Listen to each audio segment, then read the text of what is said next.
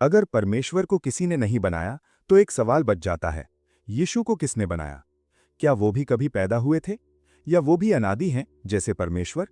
आज जो मैं आपको दिखाने वाला हूं वो बाइबल की ऐसी सच्चाई है जो ज्यादातर लोग या तो जानते नहीं या सुनना नहीं चाहते, क्योंकि इस सवाल का जवाब आपके पूरे विश्वास को हिला सकता है। कभी कभी जब रात बहुत गहरी हो जाती है और दुनिया का शोर थम जाता है तो एक खामोशी हमारे चारों तरफ पहरा देने लगती है। उस खामोशी में अगर आप अपने दिल की धड़कनों को सुनेंगे तो आपको एक अजीब सी बेचैनी महसूस होगी, एक प्यास, एक सवाल जो शायद आपने कभी जुबान से न कहा हो, लेकिन आपकी रूह उसे सदियों से पूछ रही है।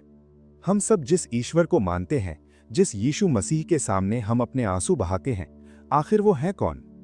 क्या वो परमेश्वर की बनाई हुई सबसे खूबसूरत रचना है? क्या वो एक ऐसे महादूत हैं जिसे परमेश्वर ने अपनी शक्ति दे दी? या फिर क्या वो खुद वो शक्ति हैं जिसने इस ब्रह्मांड को बुना है? ये सवाल कोई मामूली सवाल नहीं है। ये सिर्फ ज्ञान बढ़ाने की बात नहीं है। ये सवाल आपके विश्वास की नींव है। अगर आज इस नींव में थोड़ी सी भी दरार रह गई तो जीवन के तूफानों में आपका घर गिर सकता है। लेकिन अगर आज आपने इस सच को पकड़ लिया तो यकीन मानिए, मौत का डर भी आपको हिला नहीं पाएगा।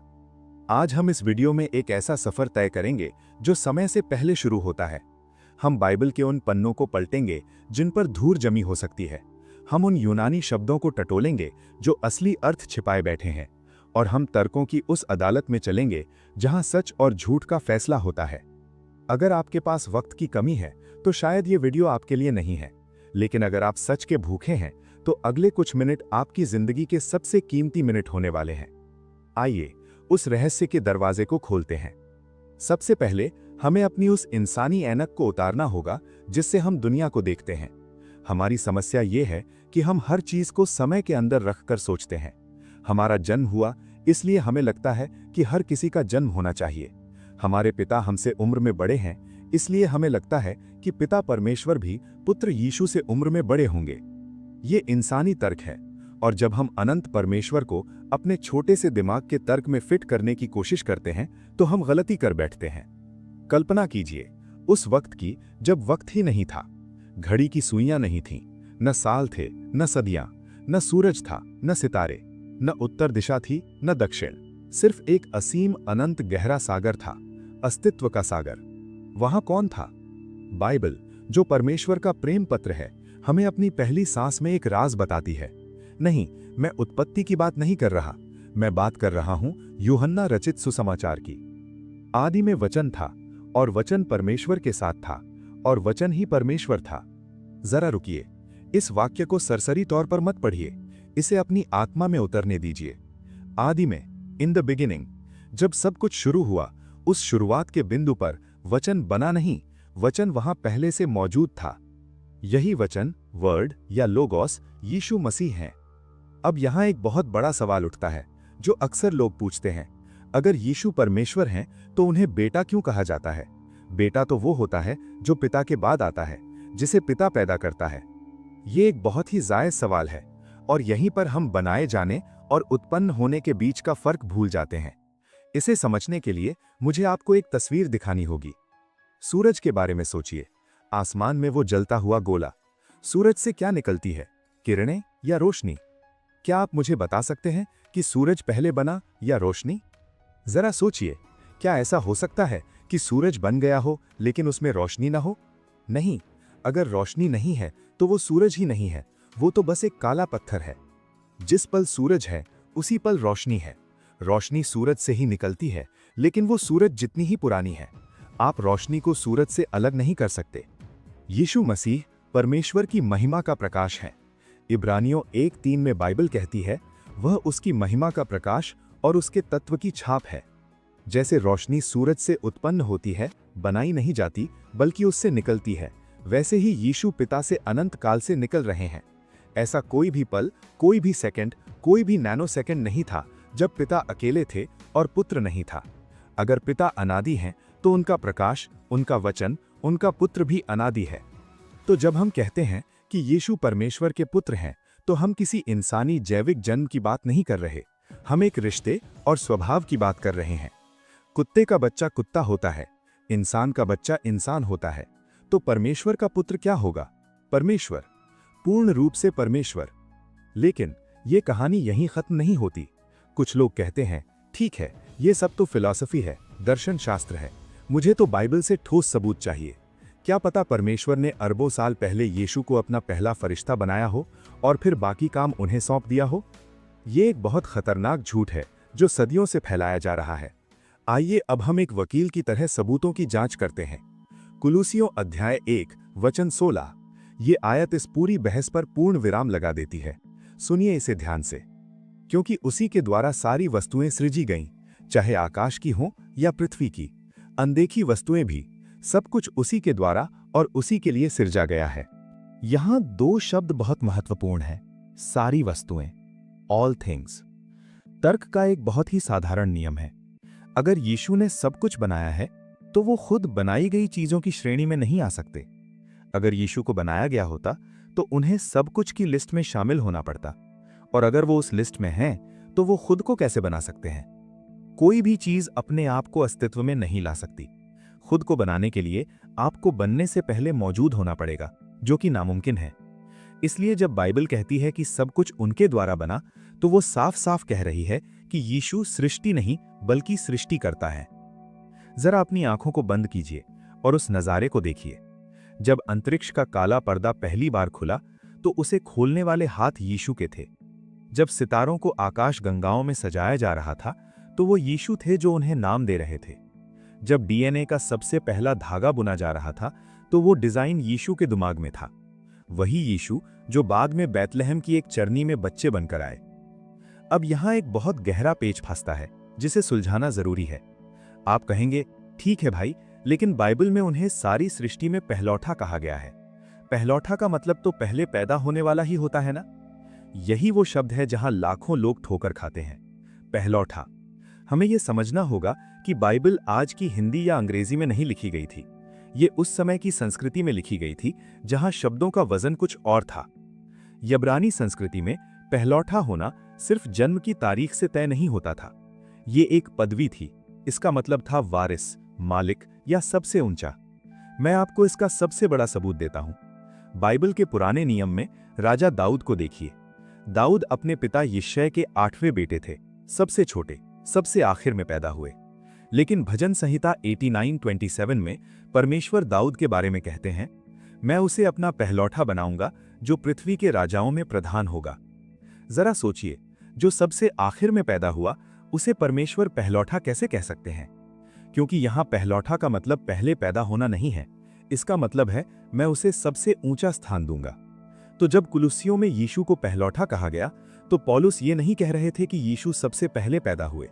वो ये कह रहे थे कि यीशु सारी सृष्टि के मालिक हैं। उनका दर्जा सबसे ऊपर है। सारी कायनात की चाबियां उनके कमरबंद में लटकी हैं। क्या आप इस गहराई को महसूस कर पा रहे हैं? ये सिर्फ शब्दों का खेल नहीं है, ये यीशु की बादशाहत का ऐलान है। लेकिन रुकिए, असली रहस्य जो आपके रोंगटे खड़े कर देगा वो तो अब आने वाला है। चलिए चलते हैं इतिहास के उस दिन में जब यरूशलेम के मंदिर में गहमा गहमी थी। यीशु वहां खड़े थे और उनके चारों तरफ फरीसी और यहूदी नेता खड़े थे। बहस चल रही थी, माहौल बहुत तनावपूर्ण था। यहूदी लोग अपने इतिहास पर बहुत गर्व करते थे। वो कहते थे, हम इब्राहिम की संतान हैं, इब्राहिम हमारे पिता हैं। इब्राहिम जो यीशु के आने से लगभग 2000 साल पहले मर चुके थे। यीशु ने उनसे एक अजीब बात कही। उन्होंने कहा, तुम्हारे पिता इब्राहिम ने मेरा दिन देखने की बहुत आस लगाई थी। उसने देखा और खुश हुआ।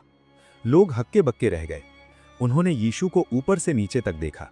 एक साधारण सा दिखने वाला आदमी जिसकी उम्र 30-32 साल के आसपास थी। उन्होंने तंज कसते हुए कहा, अरे तेरी उम्र तो अभी 50 साल भी नहीं हुई और तूने इब्राहिम को देखा है। उस पल मंदिर के उस प्रांगण में एक सन्नाटा छा गया होगा। हवा भी शायद थम गई होगी। यीशु ने उनकी आंखों में देखा, न पलक झपकी न हिचकिचाए, और उन्होंने वो वाक्य बोला जिसने ब्रह्मांड की नींव हिला दी। उन्होंने कहा, मैं तुमसे सच सच कहता हूं, इससे पहले कि इब्राहिम पैदा हुआ मैं हूं। Before Abraham was I am.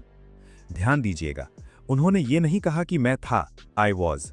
व्याकरण के हिसाब से इब्राहिम के पैदा होने से पहले मैं था कहना सही होता, लेकिन उन्होंने कहा मैं हूं, आई एम। ये कोई गलती नहीं थी, ये जानबूझकर बोला गया शब्द था। ये वही शब्द था जो हजारों साल पहले एक जलती हुई झाड़ी के बीच से मूसा को सुनाई दिया था। जब मूसा ने परमेश्वर से पूछा था, मैं लोगों को आपका क्या नाम बताऊं, तो परमेश्वर ने कहा था, मैं जो हूं सो हूं, जाकर कहो कि मैं हूं ने मुझे भेजा है। यीशु उस दिन खुद को परमेश्वर का वो पवित्र नाम दे रहे थे। वो यहूदियों से कह रहे थे, इब्राहिम का एक जन्म था, इब्राहिम समय के अंदर आया, लेकिन मेरा कोई जन्म नहीं है। मैं समय से बाहर हूं, मैं हमेशा वर्तमान प्रेजेंट हूं। मेरा कोई भूतकाल नहीं, मेरा कोई भविष्यकाल नहीं, मैं अनादि हूं। ये सुनते ही यहूदियों ने क्या किया? बाइबल कहती है, उन्होंने पत्थर उठा लिए उन्हें जान से मारने के लिए। क्यों? क्या किसी पागल को मारने के लिए कोई पत्थर उठाता है? नहीं। वो समझ गए थे कि यीशु क्या कह रहे हैं। वो समझ गए थे कि ये बढ़ई का बेटा साक्षात यहोवा परमेश्वर होने का दावा कर रहा है। ये उनके लिए ईश निंदा थी। अगर यीशु सिर्फ एक दूत होते, या एक नबी होते, या बनाए गए होते, तो वो कभी मैं हूं कहने की हिम्मत नहीं करते। अब यहां एक सवाल आपके मन में खटक सकता है, और ये बहुत ही भावनात्मक सवाल है। अगर यीशु इतने महान परमेश्वर हैं, तो वो इतने कमजोर क्यों बने? उन्हें भूख क्यों लगी? उन्हें प्यास क्यों लगी?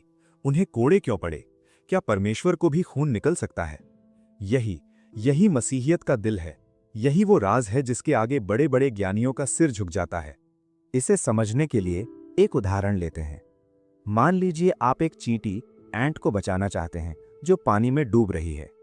आप ऊपर से चिल्ला सकते हैं, आप अपना हाथ डाल सकते हैं, लेकिन वो चींटी आपकी भाषा नहीं समझती। वो आपके हाथ से डरकर भागेगी। उस चींटी को बचाने का, उसका विश्वास जीतने का, उसे रास्ता दिखाने का सिर्फ एक ही तरीका है। आपको खुद चींटी बनना पड़ेगा। आपको उसकी दुनिया में उतरना पड़ेगा। परमेश्वर जो आत्मा है, जो अनंत प्रकाश है, हम पापी इंसानों के पास अपनी पूरी महिमा में नहीं आ सकते थे। अगर वो अपनी पूरी ताकत के साथ आते तो हम जलकर भस्म हो जाते। इसलिए प्रेम ने एक रास्ता निकाला।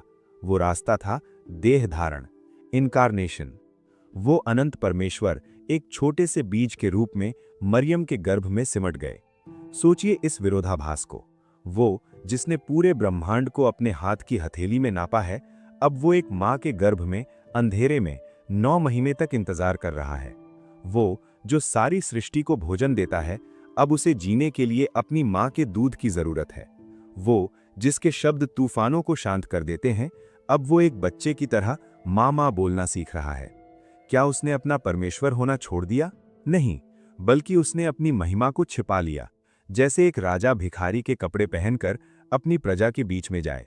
वो अभी भी राजा है, लेकिन उसने अपने राजसी वस्त्र उतार दिए हैं। क्यों? आखिर क्यों?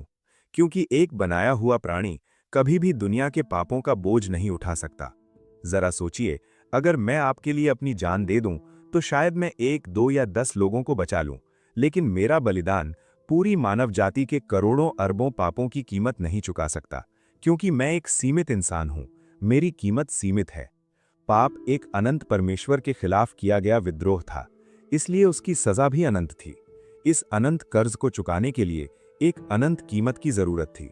कोई फरिश्ता ये नहीं कर सकता था, कोई नबी ये नहीं कर सकता था। सिर्फ और सिर्फ परमेश्वर ही अपनी सृष्टि को बचाने के लिए इतना बड़ा बलिदान दे सकता था। इसीलिए यीशु का परमेश्वर होना और अनादि होना इतना जरूरी है। अगर यीशु को बनाया गया होता, तो सलीब पर उनका मरना हमें नर्क से नहीं बचा सकता था। लेकिन क्योंकि वो खुद जीवन के दाता थे, जब उन्होंने अपनी जान दी, तो उनके पवित्र लहू में इतनी ताकत थी कि वो आदम से लेकर दुनिया के आखिरी इंसान तक सबके पापों को धो सके। सलीब पर जब कीलें उनके हाथों में ठोकी जा रही थीं, तो वो कोई लाचार इंसान नहीं था जिसे जबरदस्ती मारा जा रहा हो। वो सृष्टिकर्ता था जो अपनी ही सृष्टि के हाथों, अपनी ही बनाई हुई लकड़ी पर, अपने ही बनाए हुए लोहे की कीलों से अपने प्यार का सबूत दे रहा था। कोई मुझसे मेरी जान नहीं लेता, यीशु ने कहा था, मैं उसे अपनी मर्जी से देता हूं। दोस्तों, मसीही विश्वास कोई धर्म नहीं है, ये एक रिश्ता है उस परमेश्वर के साथ जो हमसे मिलने नीचे आया। दुनिया के बाकी धर्म कहते हैं इंसान को ऊपर चढ़कर परमेश्वर तक पहुंचना होगा, अच्छे काम करो, तपस्या करो, सीढ़ियां चढ़ो। लेकिन बाइबल कहती है इंसान इतना गिर चुका है कि वो ऊपर नहीं जा सकता, इसलिए परमेश्वर खुद सीढ़ी उतरकर नीचे आया। वो यीशु हैं।